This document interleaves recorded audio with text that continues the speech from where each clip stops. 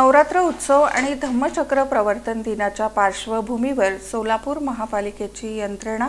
सज्ज झाली असून खातेप्रमुखांना योग्य त्या सूचना देण्यात आल्या। शारदीय नवरात्रोत्सव आणि धम्मचक्र प्रवर्तन दिनानिमित्त सोलापूर महानगरपालिकेच्या वतीनं आयुक्त शीतल तेली उगले यांच्या निर्देशानुसार खाते प्रमुखांची आढावा बैठक घेण्यात आली। या प्रसंगी उपायुक्त आशिष लोकरे, सहाय्यक आयुक्त गिरीश पंडित, अर्जुन सुरवसे, मनीषा मगर, नगर अभियंता सारिका अकुलवार, कार्यकारी अभियंता विद्युत राजेश परदेशी,